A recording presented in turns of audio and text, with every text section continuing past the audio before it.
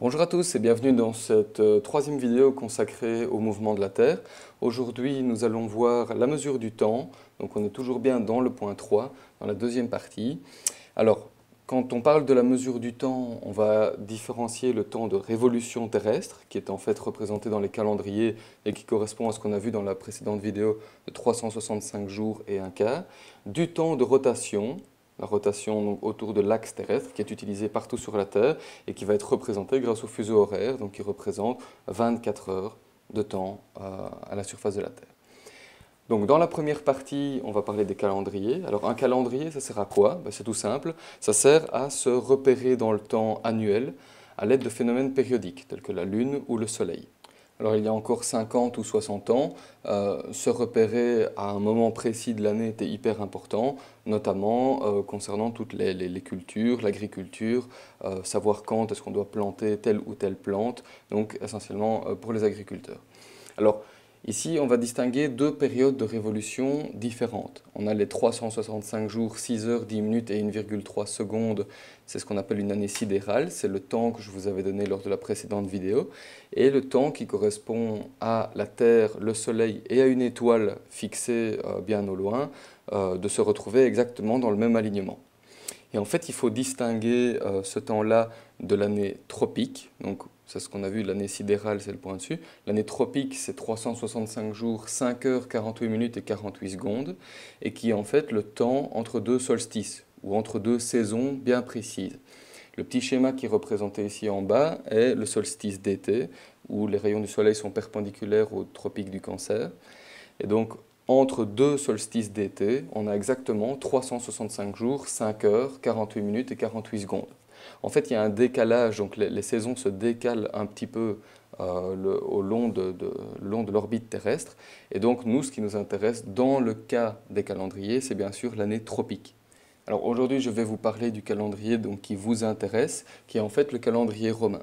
Donc c'est l'ancêtre de votre calendrier. Donc en 735 avant Jésus-Christ, en fait, les Romains ont créé le calendrier de Romulus, qui totalisait 10 mois, avec 304 jours sur l'année. Donc 4 mois de 31 jours, 6 mois de 30, et qui ne correspondait ni vraiment à un cycle lunaire, ni vraiment à un cycle solaire. Alors, voilà le nom des différents jours qui le composaient. Donc, il était dédié au dieu Mars pour le mois de mars, Martius, Apollon pour avril, la déesse Maya pour mai, etc., etc. On voit que le cinquième mois, c'est Quintilis, donc pour juillet, Sextilis pour août, September pour septembre, October le huitième pour octobre, November, novembre et December.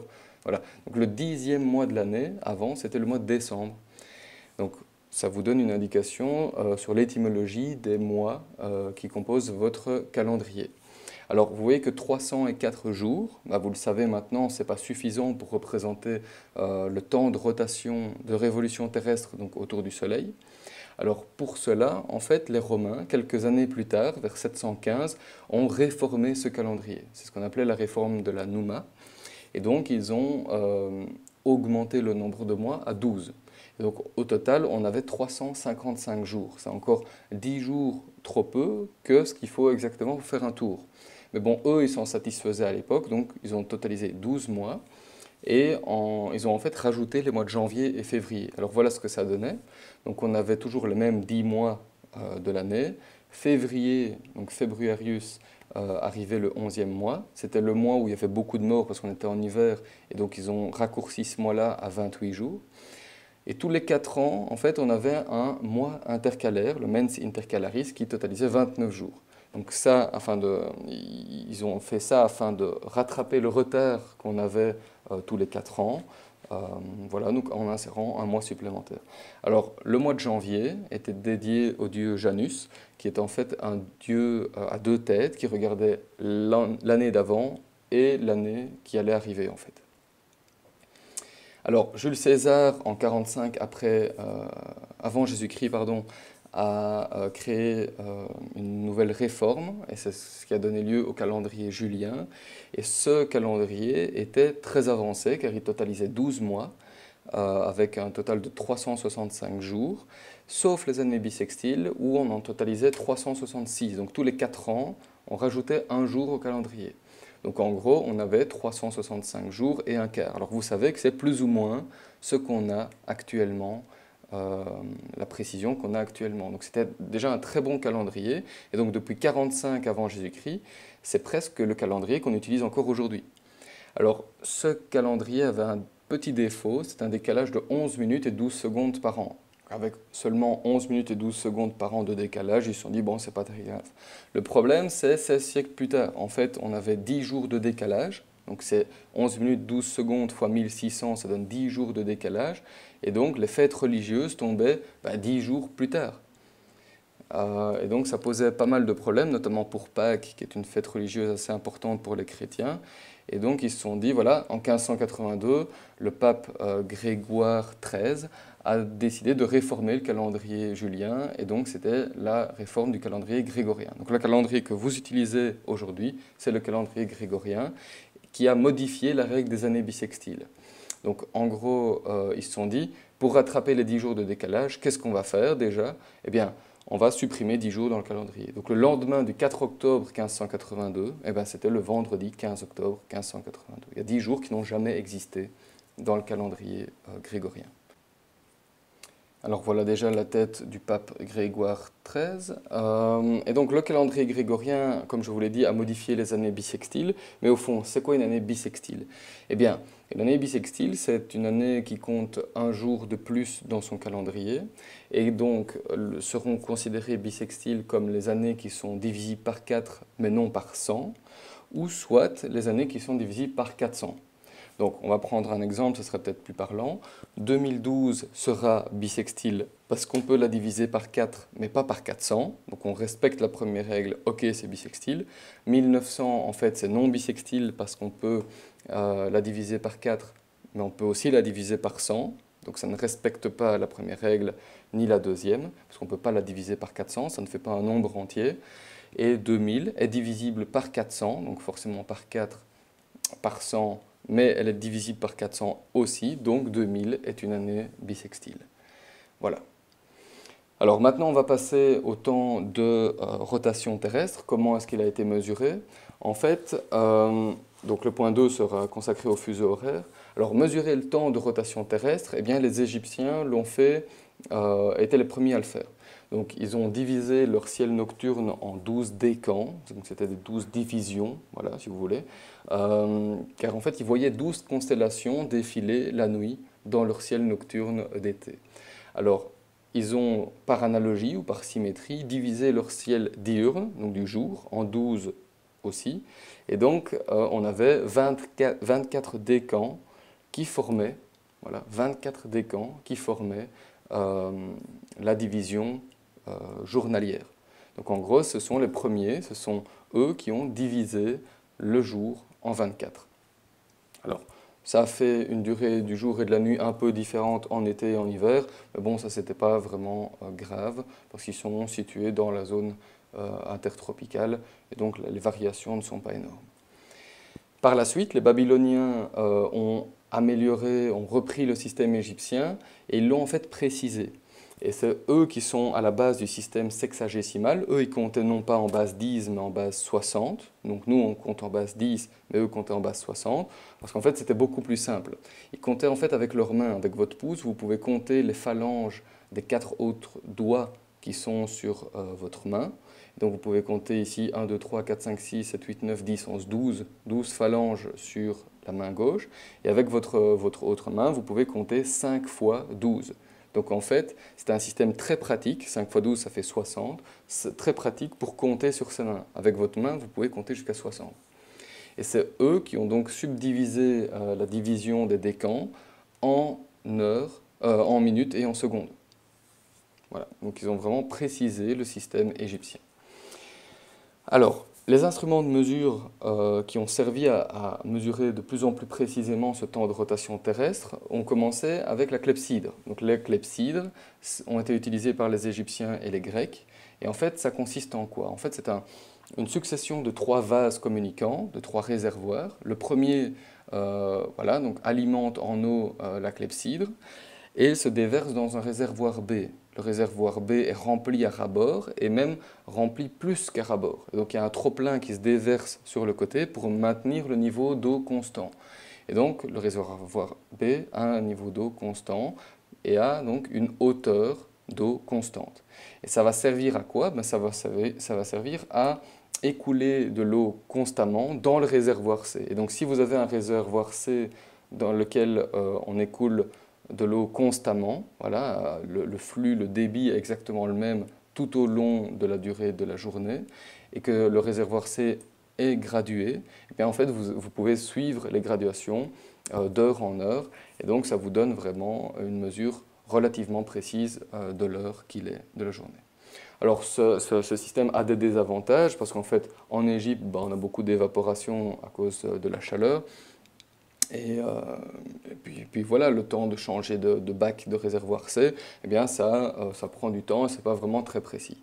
Alors, par la suite sont intervenus donc, les cadrans solaires, donc en 600 avant Jésus-Christ toujours, on a vu apparaître des cadrans solaires et notamment des cadrans solaires très simples qu'on appelle des gnomons. Donc un gnomon c'est quoi? C'est un bête bâton planté dans le sol et l'ombre de ce bâton va se répercuter sur différents repères qu'on aurait mis sur le sol, ici donc des pierres.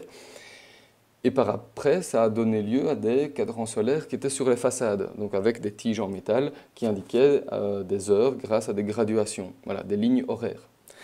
Alors, ça ne peut évidemment fonctionner que quand il y a du soleil, parce que sinon, voilà, c'est pas du tout fonctionnel.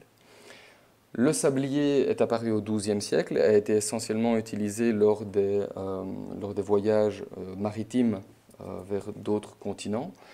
Mais il fallait à chaque fois utiliser quelqu'un pour retourner ce sablier.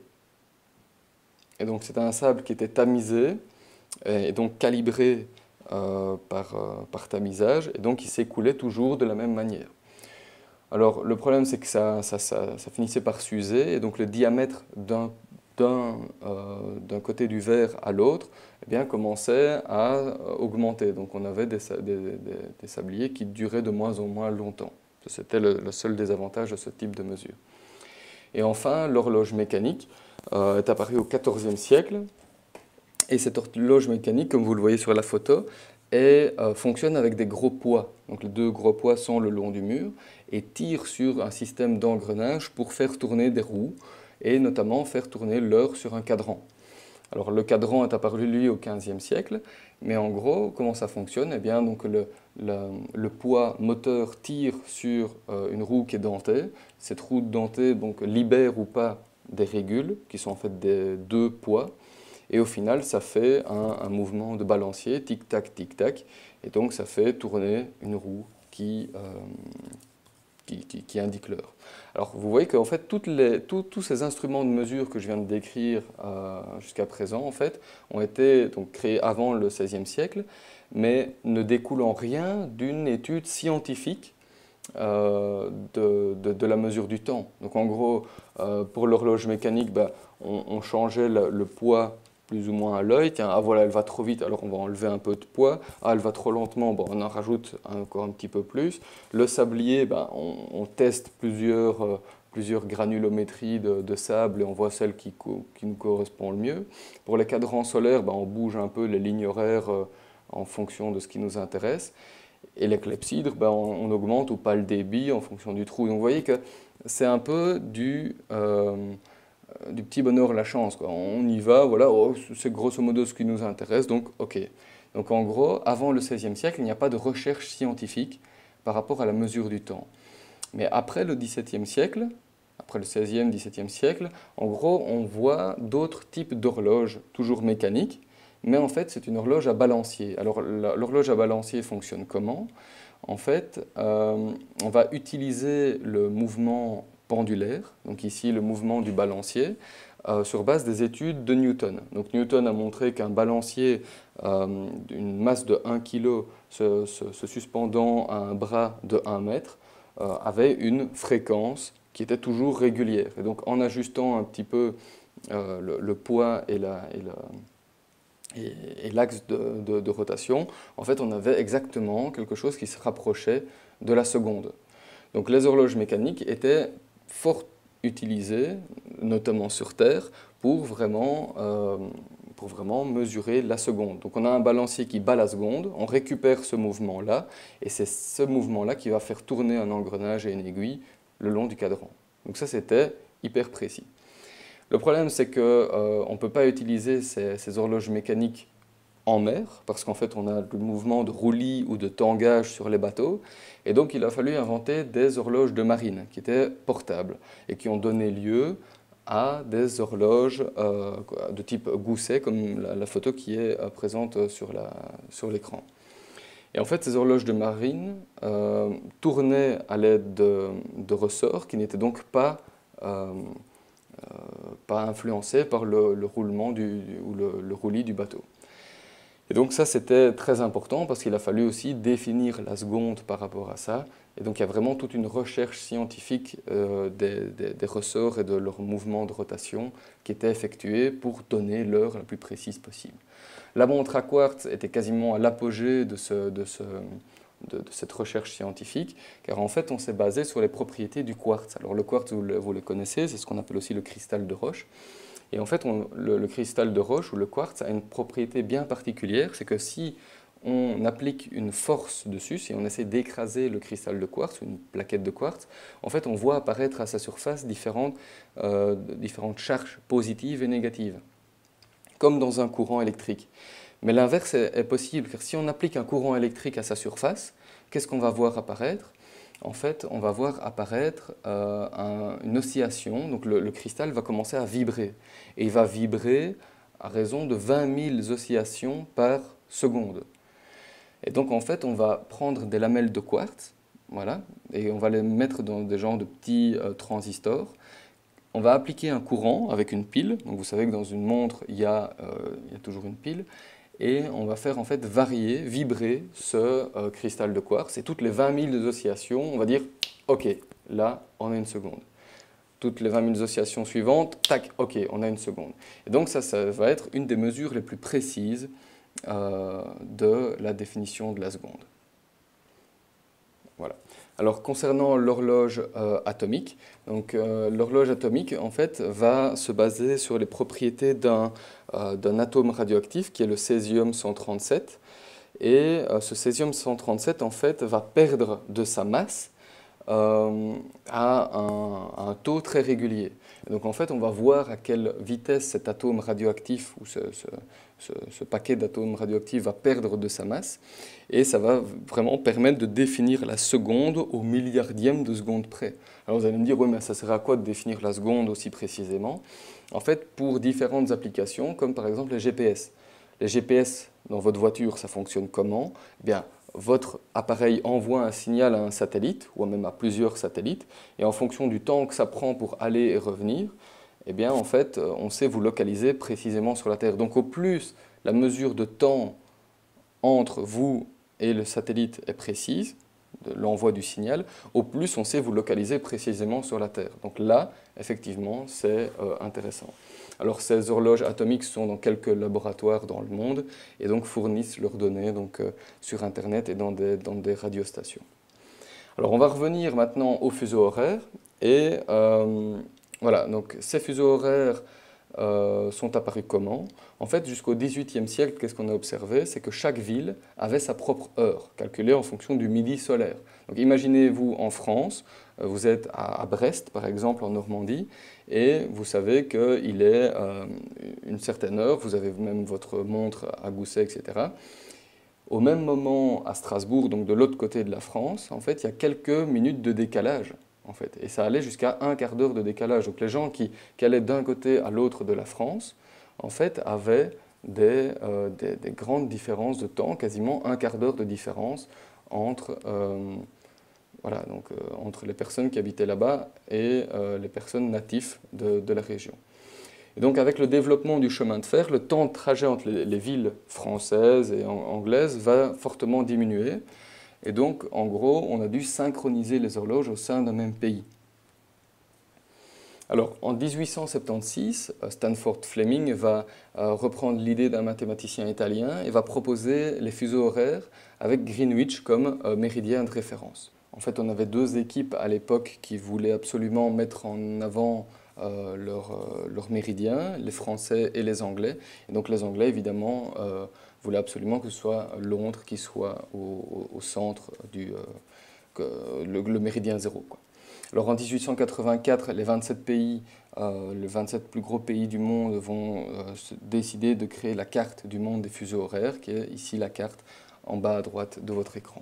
C'est cette carte-là qu'on va utiliser pour faire tous nos exercices un peu plus tard. Voici une autre représentation de cette carte des fuseaux horaires. Alors on repère directement la carte de Greenwich et en fait elle est décalée pour permettre de voir la ligne de changement de date. Donc la ligne de changement de date apparaît au centre de la carte ici. Alors, j'expliquerai le fonctionnement de la ligne de changement de date un peu plus loin. Donc, chaque fuseau horaire est grosso modo distant l'un de l'autre de 15 degrés de longitude, mais vous voyez qu'il y a différentes anomalies qui apparaissent au sein des territoires. Par exemple ici, en Iran, on voit que le fuseau horaire est 15h30. Donc ils n'ont même pas choisi 15h, ils n'ont pas choisi 14h, ni 16h, ils ont choisi 15h30.